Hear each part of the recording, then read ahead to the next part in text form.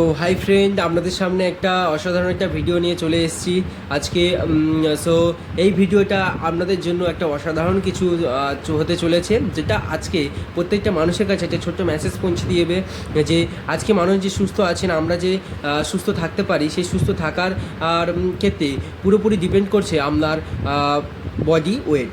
So এই body ওয়েটটাকে যদি আমরা ঠিক রাখতে পারি, সো এই বডি ওয়েট আমাদেরকে অনেকটাই সুস্থ রাখতে পারে, 70% সুস্থ রাখতে পারে। আর এই বডি ওয়েটকে ঠিক রাখতে গিয়ে বডিটাকে ওয়েটটা ম্যানেজমেন্ট করতে হচ্ছে, তাই তো। আর এই ম্যানেজমেন্ট করার জন্য, বডিটাকে ঠিক রাখার জন্য, ওয়েটটাকে ঠিক রাখার জন্য অনেকের ক্ষেত্রে ওজনটাকে বাড়াতে হবে তার হাইট অনুযায়ী আইডিয়াল ওয়েট আসার জন্য, অনেকের ক্ষেত্রে কি ওয়েটটা কমাতে হবে। সো আজকে তার মধ্যে একটা টপিক নিয়ে আলোচনা করব ওয়েটটা কমানোর ক্ষেত্রে। সো আজকে আমরা ওয়েটটা কমাবো কীভাবে, আর এই কমানোর দিক থেকে অনেক মানুষ আজকে এই সমস্যায় ভুক্তভোগী হয়েছেন। অনেক মানুষ কমাতে চাইছেন কিন্তু কমাতে পারছেন না। আজকে আমাদের পাড়া প্রতিবেশী প্রত্যেকটা জায়গায় দেখবেন অনেক সায়েন্টিস্ট রয়েছেন যারা কিনা বলে ওজন কমাতে গেলে আপনাকে না খেয়ে থাকতে হবে, একবেলা না খেয়ে থাকুন এবং পরিমাণে অল্প খান, হ্যাঁ, লং ডিস্ট্যান্স করে অল্প করে করে খান। এবং আমরা কী করি বলুন তো, সকালে এক্সারসাইজ করছি অনেকে, যারা কিনা কী করছি, এক্সারসাইজ করার পরে মুড়ি খাচ্ছি, তরকারি মুড়ি খাচ্ছি, বিভিন্ন রকম ফাস্টফুড খাচ্ছি, ডিম ভাজা খাচ্ছি, বা অনেকে কী করছি ওটস, টক দই এগুলো খাচ্ছি, রায়তা খাচ্ছি, শশা ফল খাচ্ছি, আবার কি দুপুরে অল্প পরিমাণে ভাতও খাচ্ছি না, রুটি খাচ্ছি, কিন্তু রাতে গিয়ে আর কিছুই খাচ্ছি না।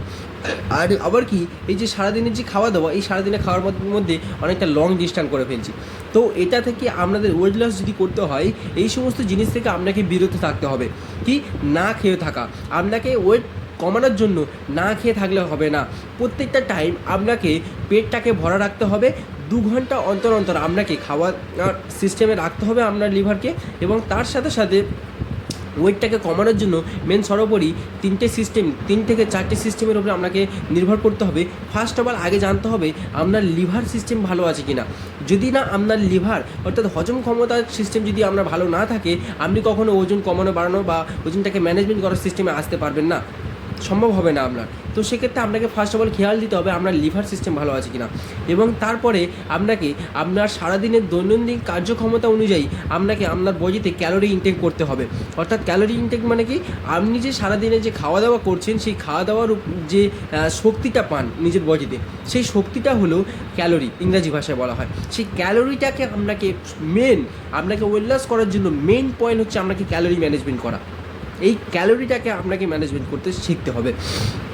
এবং আপনাকে সারাদিনে 6 টাইম খাওয়া দাওয়া করতে হবে, পেট ভরে ভরে 6 টাইম খাওয়া দাওয়া করতে হবে।